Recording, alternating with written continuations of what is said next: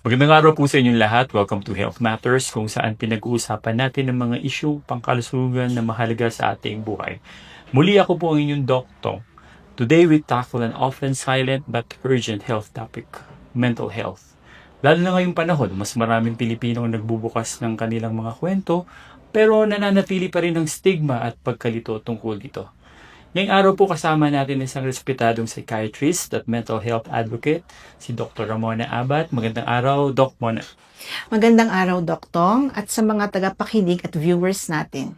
Tunay ngang mahalaga ang mental health, lalo na sa kulturang Pilipino, kung saan madalas nating itinatago ang mga iniisip at pinagdadaanan. Okay, Doc Mona, ano ba talaga ang mental health? Kasi maraming nagkakamali na ito ay tungkol lang daw sa pagiging masaya or hindi baliw. Tama po, Doc. Mental health is a state of well-being. Kapag alam natin ang ating kakayahan, kaya nating harapin ang stress, gumana ng maayos at makatulong sa komunidad. Sa buong mundo, mahigit 1 billion ang may mental health disorder.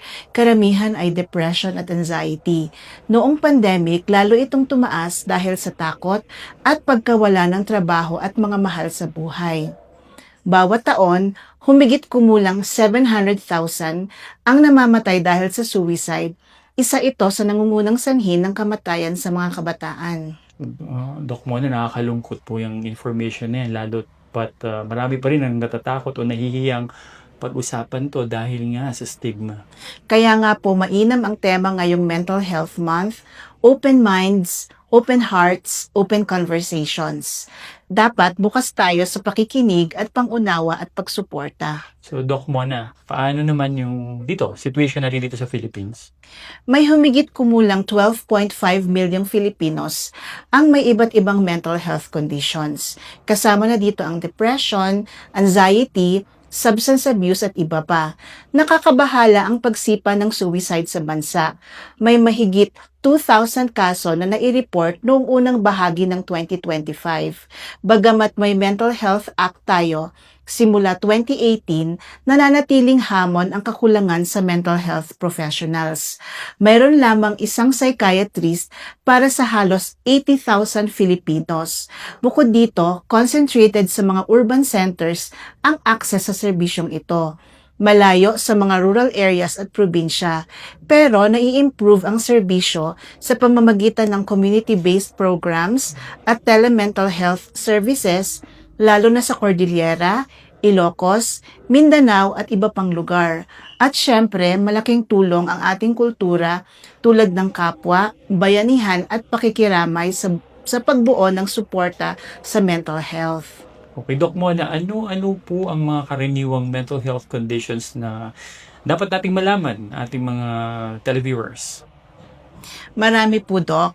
Pero ang mga pinakakaraniwan ay, una, depression. Depression ay hindi lamang kalungkutan. May kaisama itong pagkawala ng interes, problema sa pagtulog o kawalan ng gana, at minsan pag-iisip ng self-harm. Meron din pong anxiety disorder, sobrang takot o pagkabalisa na nahahadlangan na ang araw-araw na buhay. Marami din pong bipolar disorders, malalakas na pagbabago ng mood mula sa manic highs hanggang sa depressive lows. Meron din pong schizophrenia. Ito ay isang severe na condition na may delusion at hallucinations. Ang PTSD or Post-Traumatic Stress Disorder ay para sa mga nakaranas ng trauma. Meron silang mga flashbacks at emotional numbness. Ang OCD naman po or Obsessive Compulsive Disorder ay paulit-ulit na takot na sinasabayan ng mga ritualistic behaviors. Meron din pong substance use disorders na kadalasang kasama ng ibang mental illnesses. Okay. Doc Mona, ano naman yung mga options or meron bang mga options para ma-manage ito? Ano yung mga pwedeng treatment? So, meron po tayong tatlong pinaka-importanting aspeto dito. Una, psychotherapy. Halimbawa po nito ay ang cognitive behavioral therapy. Tinutulungang ilahad at maintindihan ang damdamin at nabubuo ang coping skills. Pangalawa po ay medications. Meron tayong antidepressants, mood stabilizers at antipsychotics para balansehin ang brain chemistry. Pangatlo po ay ang community at social support. Mahalaga ang pag-uusap with the mga mahal sa buhay, support groups at faith-based activities. Kapag kayo po ay nangangailangan ng agarang tulong, maaring tawagan ang National Center for Mental Health Crisis Hotline sa numerong 0917-899-8727 or 7989-USAP sa landline.